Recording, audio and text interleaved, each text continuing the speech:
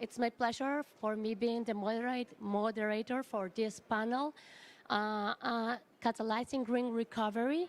And the idea is just to have a conversation on how we are, from the different perspectives of the fund, from the governments, from the banks, what are we thinking about green recovery. And this was conceived basically because right now, from the past 2 years, we have been dealing with COVID-19.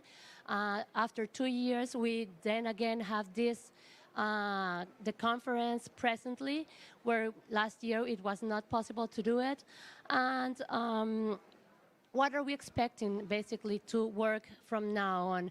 How can we use this moment of change, taking into account that even COVID-19 make it really difficult for our countries in Latin America and the Caribbean to develop and to how to use this for a green recovery. So thank you very much again for participating of this panel.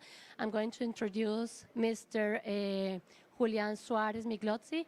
He is the Vice President of Development, Sustainable Development in CAF, a Latin American Development Bank. Thank you very much, Julian. Carolina, no, thank you very much. It is great to be here. Thank you, Fiona, for being here. We know how busy these 2 weeks are, in particular for you as the regional ambassador for Latin America and the Caribbean. So thank you for joining us at this side event. Same thing for my friend Javier. It's great having you here. We know how important the GCF is and how important it will be in the future, in the near future to come, if we need really to increase our climate action. Thank you, of course, Johannes, KfW, one of our strategic financial allies within the IDFC, and for many initiatives that we have been doing for the last years and for many more that we'll be doing in the years to come, I guess. Thank you, Sebastian, as well, from DMP, Colombia, a country with whom we are having many things as well going on through CAF. And as you probably heard recently, September the 1st, a new president arrived to CAF, and he's also a Colombian. So I'm sure that our relation with the country will also be closer in the years to come. Now, regarding the topic, and just to give a very brief introduction, and then go to the experts and sort of trigger the discussion for a better and greener recovery. I've heard many times Javier say there's a chance to build back better. Well, it is needless to say how hard the pandemic has hit the world. But in particular, if we need to look into perspective, of course that it's hit way harder than in the rest of the world. It's hit way harder Latin America and the Caribbean. And why? Well, for many different reasons, but most of them have to do with the vulnerability of the continent. And it's not only a matter of geographic situation, it's also a matter of the capacity that the institutions have to sort of be resilient and be prepared to address such a significant crisis as it is. Just to give a number, I think we're all very much aware as well of the numbers, but Latin America and the Caribbean explains probably 8%, 9% of the total population of the world. It explains less than 13% of the total greenhouse gas emissions, but throughout the pandemic, it explains 1/3 of the total casualties. So of course, it's hit very hard what our region. Economic-wise as well, our economy, Latin America and the Caribbean, was the economy that was hit the hardest of the world, and for a continent that is still the most unequal continent of the world, that has several implications. Had we taken lessons from what happened in year 2002 with the pandemic SARS, had we taken and addressed lessons from what happened in 2012 with the H1N1 pandemic, probably that 1/3 of the total casualties of the world will not have been that bad. The countries, particularly those in Asia, who took lessons, who understood that they needed to strengthen capacities in the health sectors to better address future episodes unlike those pandemics in the past, have not suffered likewise, at least not that much, right? So the good news, though, is that we have taken note, and we're all here to discuss on how to move forward, how to be prepared, better prepared in the future for additional crises, right? And I think that the call for action, that we're all here working towards that call for action, implies a much stronger cooperation at every level. The governments at the different jurisdictional levels, central governments, regional governments, local governments, but also working with local communities, but also working with the different cooperating agencies that have to do something in regards to building back better, to contributing to a more sustainable world, to contributing towards a more resilient and adaptable continent of Latin America that is that vulnerable. But also financial institutions. Of course, it is overwhelming when you look at the financial needs to build back better, to build towards a greener and more just economy. So I guess this is a great opportunity to hear from KfW, to hear from GCF, and also from the regional ambassador of the UK, with whom, of course, we congratulate what the UK government has been doing towards this COP26 in order to boost the ambition for the years to come. I end up just saying that our new administration, as I said, President Diaz Granados started just this September the 1st, has actually as well made a call of action, has actually made a declaration that I think we just released it today, saying that CAF will be, in the next 5 years, will transform to be the Green Bank of Latin America and the Caribbean. And that has many, many different implications. But one of those is that will increase significantly our green financing, direct green financing, but also indirect green financing. Just to give a number, last year, the 23.42% of our total approvals were considered as green financing. That is climate financing plus environmental financing, right? Considering common principles taxonomy that we work together with KfW and other allies from the IDFC. But we have made a commitment to boost that, basically to double that and increase to a minimum of 40% by 2026 and reach 50% of our total approvals by 2030.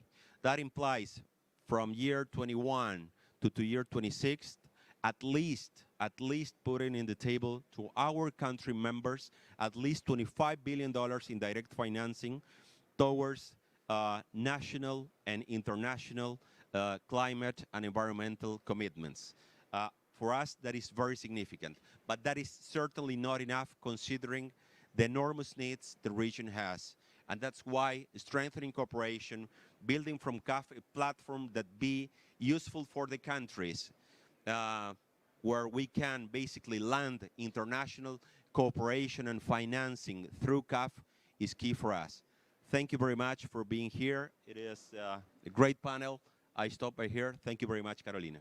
Thank you very much, Julian. So I'm going to please switch places with Santiago.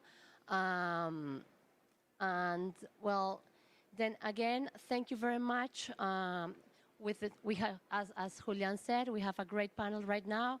We have Ambassador Clowder.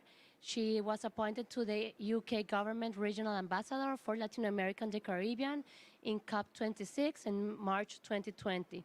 And she joined the Foreign and Commonwealth Office in 2001 from the Research Councils to build and lead the Foreign Commonwealth Office Global Science and Innovation Network.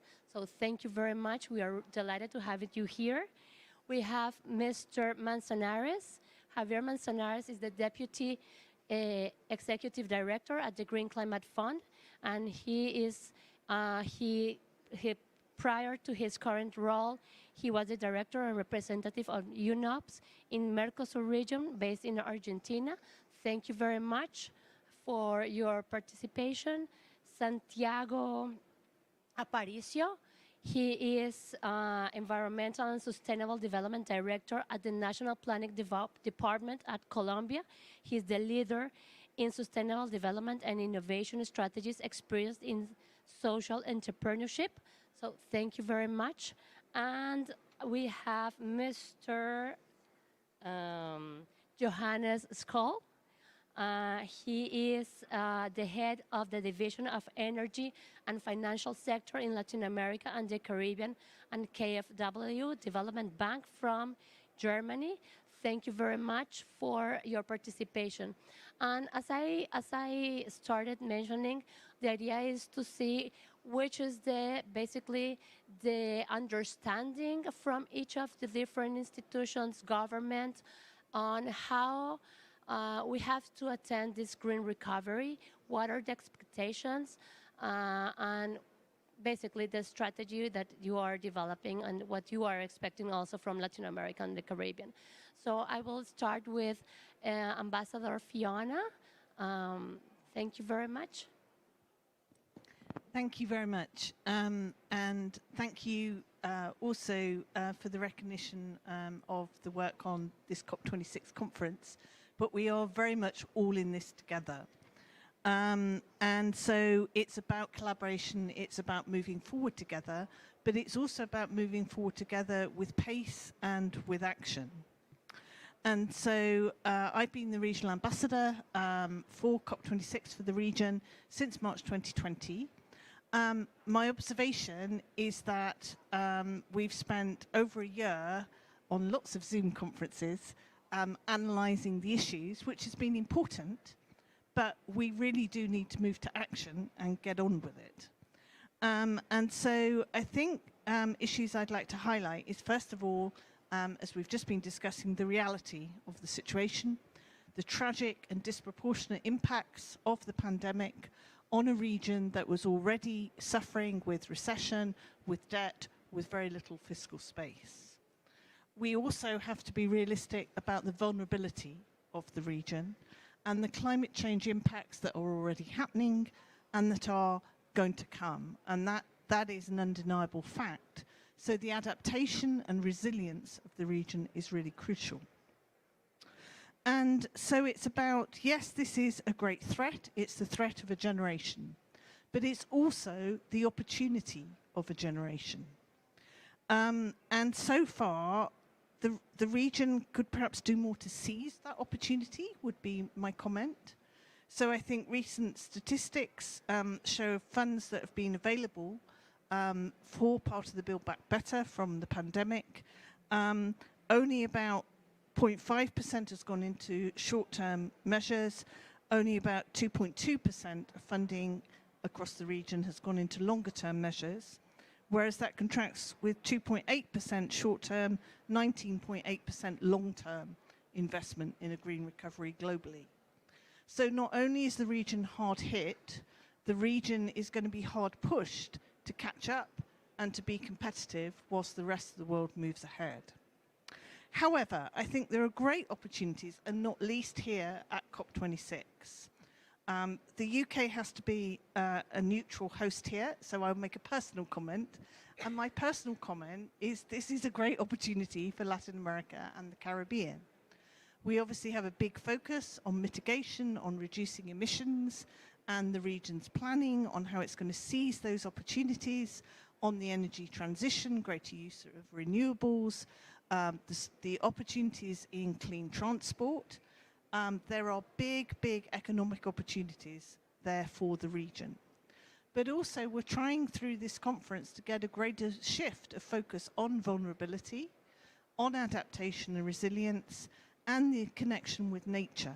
And we've already seen some very important announcements this week at the conference in which this region is very well placed to make the most of that. And we've also seen a greater mobilization of finance. It's wonderful news to hear from of CAF's declaration today.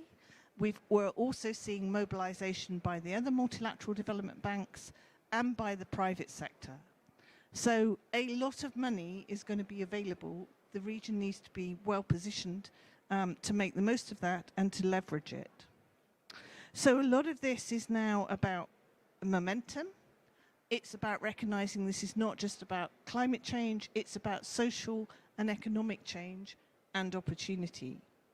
It's about moving from analysis to action, and it's about embedding that in government planning, and also the role of the finance ministers is absolutely key in driving this forward.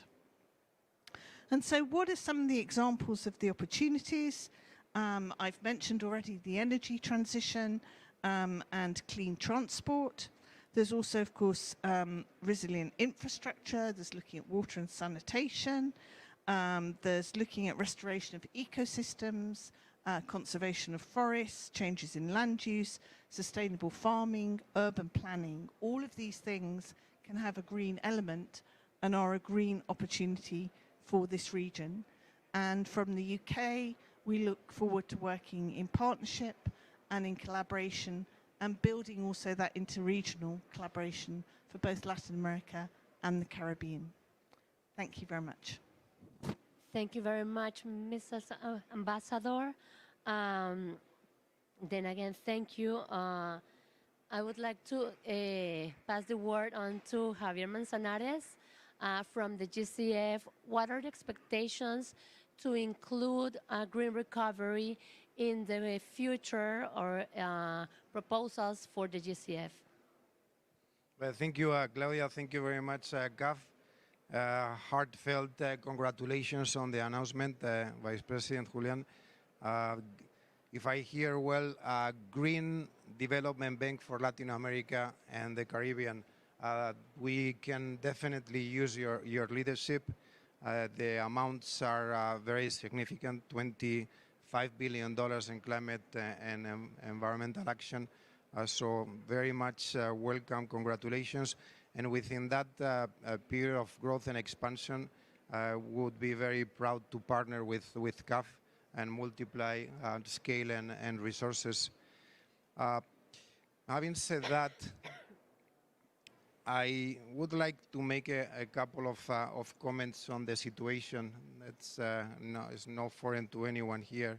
So we're definitely talking about an economic collapse that the COVID-19 has caused.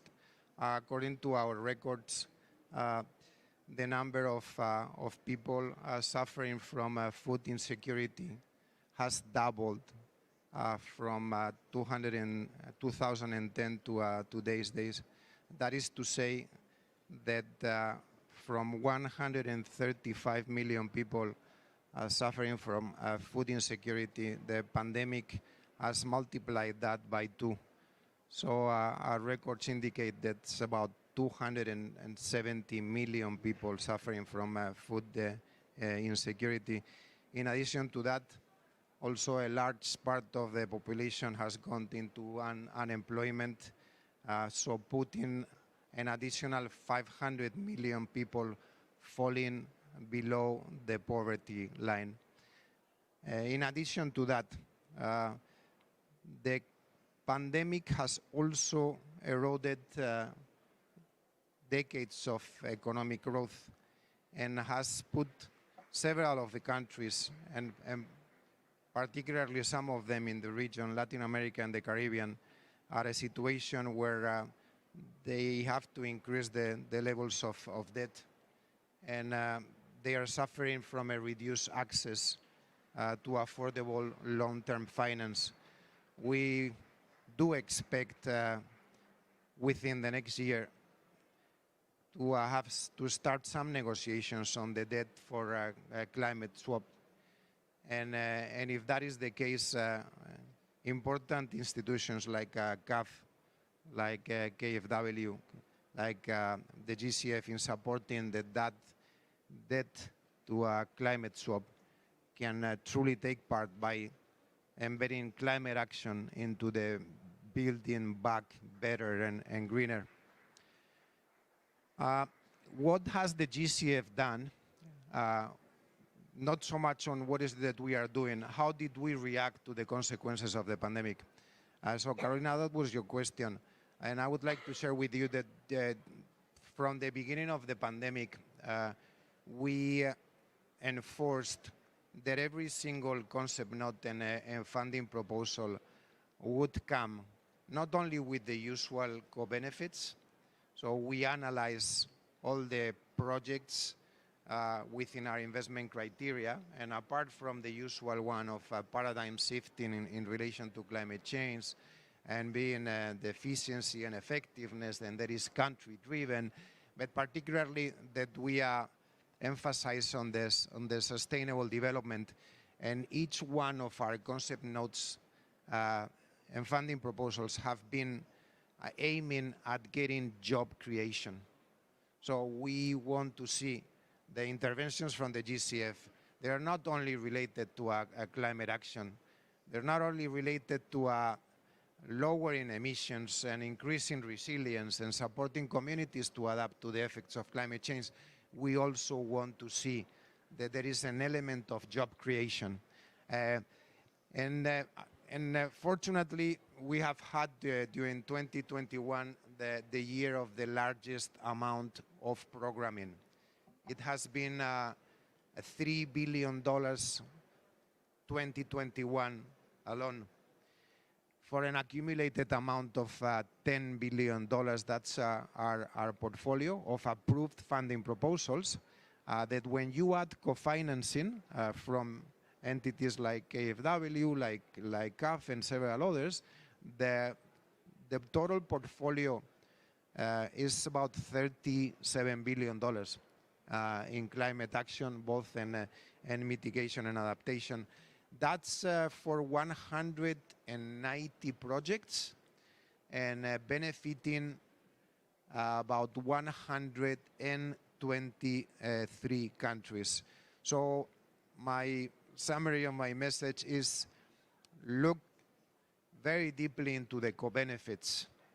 We look very deeply into job creation in all of our interventions. Over to you. Thank you. Thank you very much, Mr. Manzanares. Then I would like to ask Mr. Scholl, from a bank perspective, what is the strategy that the KfW is getting to develop, or if it has a strategy on how to work with green recovery and taking into account what we are living right now? Yeah, thank you very much. And let me start by thanking CAF again for the invitation to this panel and for putting this important topic on this panel. And it's true, we are strategic partners, and that's maybe not something that you already know, but we are planning to sign a loan in 2 weeks' time. Oh, you know, okay. So, and with this loan, you're actually going to become probably our largest partner of KfW Development Bank, non-sovereign partner. And that, I think, shows already the level of trust and that we put into CAF. And the news that your new CEO just announced that CAF is going to become the Green Development Bank of Latin America is, of course, something that we are very, very happy about. So congratulations on that. Yeah, regarding the pandemic and green recovery, let me start by sharing maybe some very personal insights from the work on how that affected my work and our work in the Development Bank in 2020. So what happened in 2020? 2020 was basically the year of the development banks. The pandemic hit hard, and what happened suddenly in our own bank in KfW was that with the lockdowns, with companies going into lockdowns, the German government set up a huge program of support to the German economy. And that was basically delivered by KfW from one day to the other. So each department in our bank actually had to seat one employee to the department that executed the Corona support in Germany. So I have 6 people in my division, and I had to seat one person to support our Corona programs in Germany. And I was the one who always had to clear her weekend hours, you know, that she worked on Saturday, she worked on Sunday, and I started asking, take a weekend off. And she said, Johannes, I have 140 credit approvals on my table. If I don't deal with these, on Monday, there's going to be 1 or 2 companies in Germany that have gone to bankruptcy. Yeah, that's what happened. And that's not only what happened in Germany, that happened in many other countries around the world as well.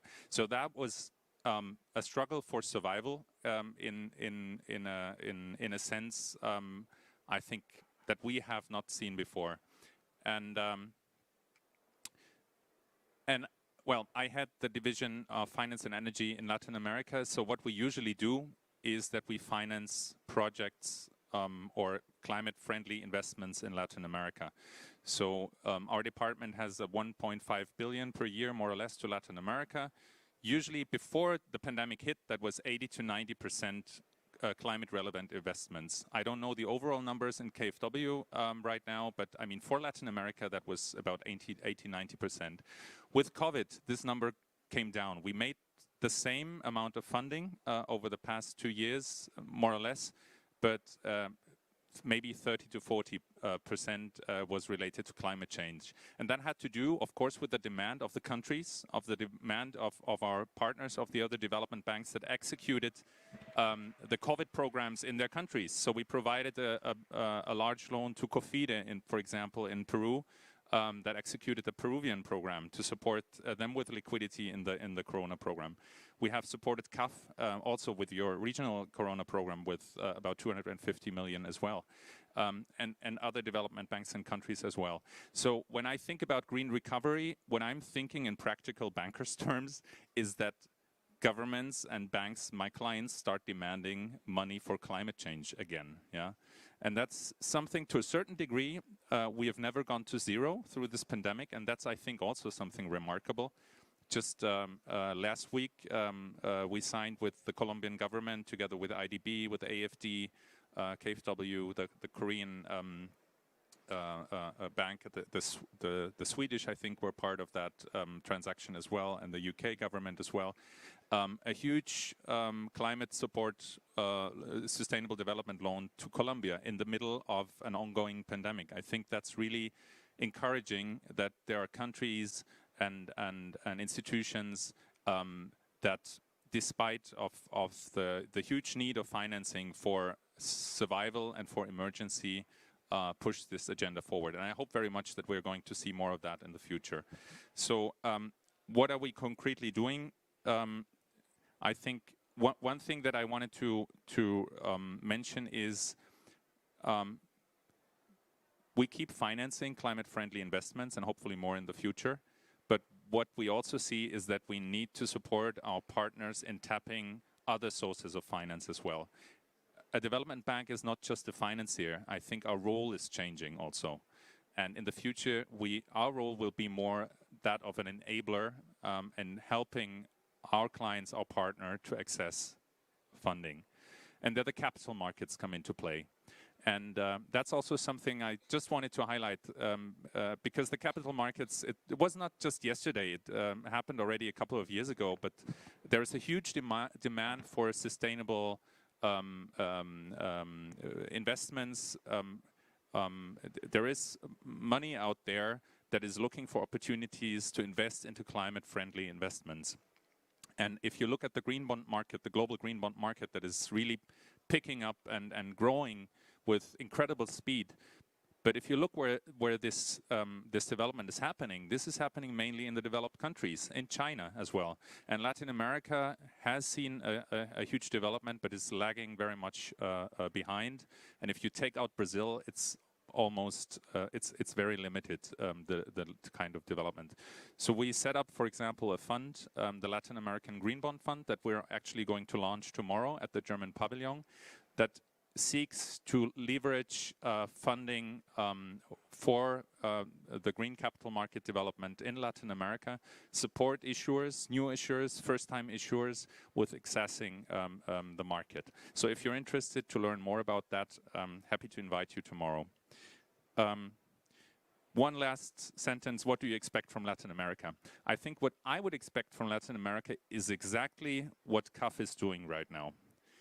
There is the new CEO of CAF in the middle of the pandemic, standing up and saying, you know, my clients are demanding money for overcoming the COVID implications. But he says, I want to convert CAF into a green bank, and I commit 40% of my portfolio by 2026, if I'm not mistaken, and another target to 2030, 50%. I thought, my God, this guy is inspiring, you know? And this is, I think, that kind of ambition, that level of commitment, I think, is needed to move this forward. So with that, back to you. Okay, thank you very much, Mr. Scholl. Now, Santiago, could you please also tell us what is happening in Colombia from the National Development Planning Strategy? Okay. Thank you very much for the invitation. Thank you again for hosting us and organizing all this like gigantic event and effort. First, to state that we have been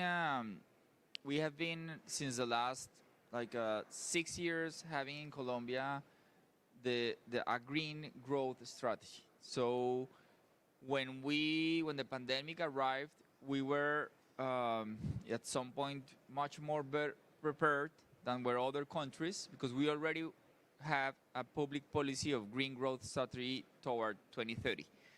So that gave us an advantage because we already have like all the statistics and a more clear path of how should we focus the green recovery.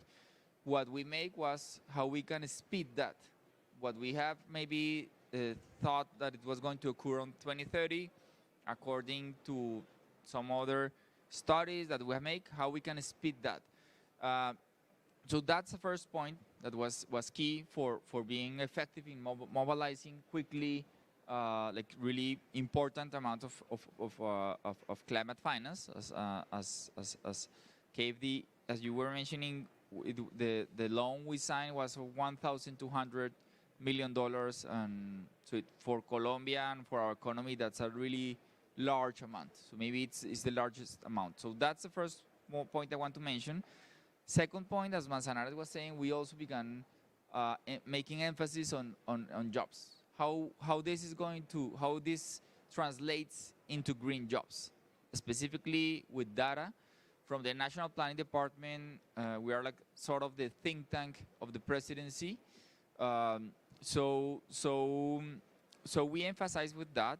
We create a strategy that is called the Green Recovery Strategy. That is a strategy that has informed several different public policy and instruments, as it informed the loan we were talking. And this Green Recovery Strategy has 3 packages, because we identified that we needed not only giving the main ideas, but we really need to identify like really concrete entrance points. So we have 3 packages. One is focused on infrastructure and cities, sustainable cities. The other one is focused on nature-based solutions, and the other one is focused on bioeconomy.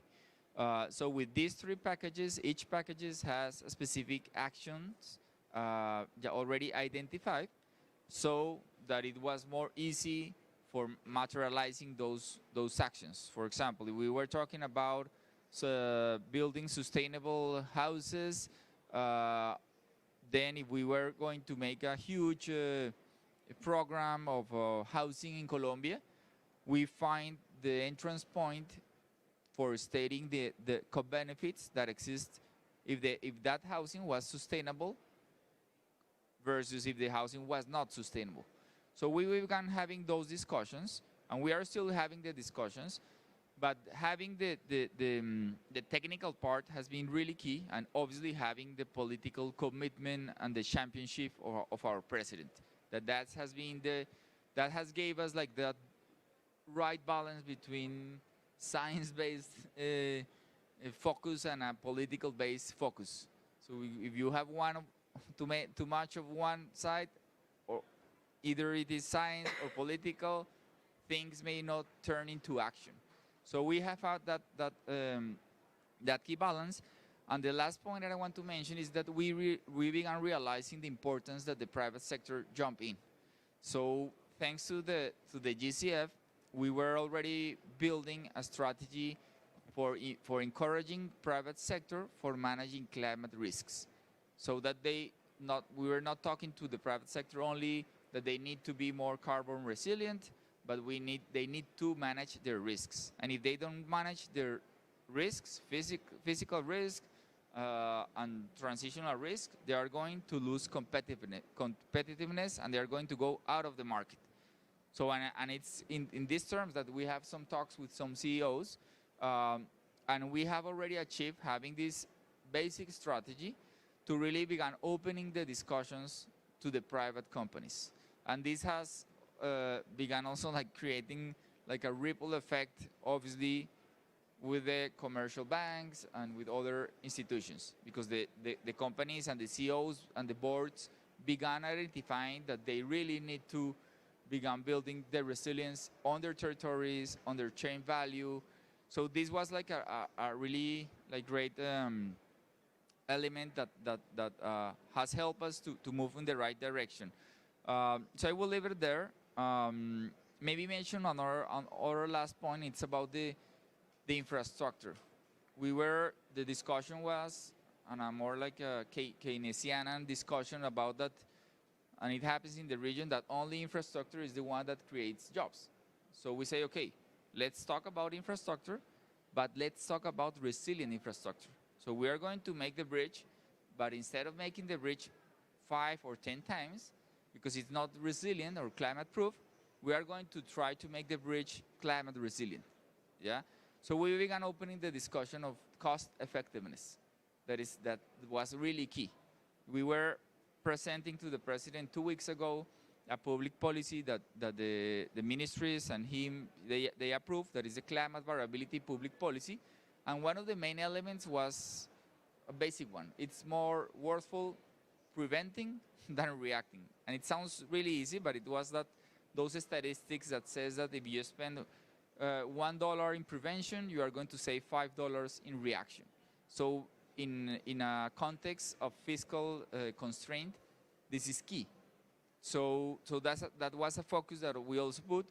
So the government has a climate variability public policy recently approved, that was approved and has a like active participation of 12 sectors. We have specific actions, and we have this cost effectiveness focus. So that's going to put us in a better place to really have a recovery that is sustainable in the long term. That is not only like a short-term recovery, but it's a recovery that is going to take like it's going to last longer. That's the message. Thank you. Okay, thank you very much, Santiago. And taking into account what you have been saying, jobs, adaptation, agriculture, green infrastructure, competitiveness, private sector. We had another panel this morning on coastal zone areas, and also we were talking about much more in adaptation than in mitigation. And what I'm feeling is that adaptation for Latin America and the Caribbean may be this pathway to start working on this green recovery, on how there's how it was said, mitigation sometimes is it's a given a proposal sometimes, but in adaptation we have much more complexity to work on. But what I'm seeing is that maybe in adaptation that should be the path for Latin America right now to start working on green recovery. I don't know if what do you think about that from your perspective, Ambassador? Thank you. Well, I think in a way you've just said it all, that the cost effectiveness of going for the prevention versus than the reaction is what's really, really important. So in other words, adapting now, investing in resilient infrastructure, looking at other ways in which you can embed resilience also through use of nature-based solutions, particularly for coastal zone areas, is very, very important. But again, I come back to the need for urgency of action. And that needs not just finance, it needs capacity. It needs capacity of policy making, of project implementation, and it needs technical expertise as well as technology. So looking at how CAF and the other banks can work with the private sector, can work with international partners to access that capacity to help get that momentum in the region, I think is very, very important. Thank you very much. Maybe just adding one element that is going around my head when you asked this question, shouldn't we do more on adaptation than on mitigation? I mean, particularly in Latin America, these things are also very closely intertwined. Because, I mean, what you're seeing in many countries is also water stress, droughts. For example, Brazil is a really good example. And Latin America is a comparably green continent already. Yeah, I mean, the energy matrices, with the exceptions of a few countries, are pretty clean if you like in worldwide comparison.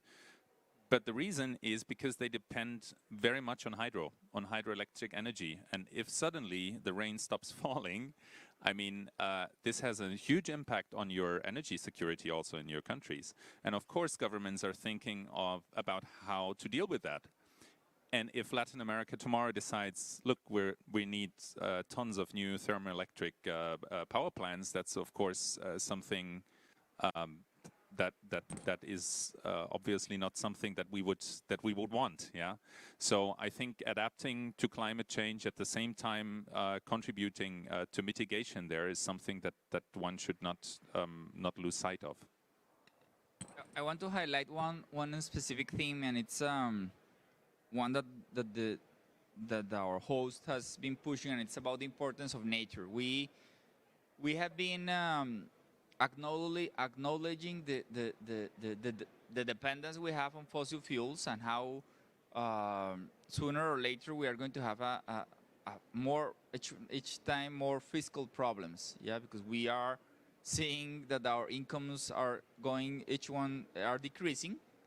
So we need to begin asking, and that's something that we have been opening that discussion and making the studies, where we are going to get the additional money to replace those incomes. And there is where it jumps one of our comparative advantages, that is the having in only 1% of the world territory having 10% of the biodiversity. And there is where bioeconomy enters into the chessboard. Yeah, and I mentioned this because we have some projections of how in 2030 we expect having 10% of GDP from bioeconomy. Yeah, and I mentioned this because we have been also making huge efforts in protecting that natural capital. This year, we have a public policy for strengthening the national areas of protected, the system of national areas.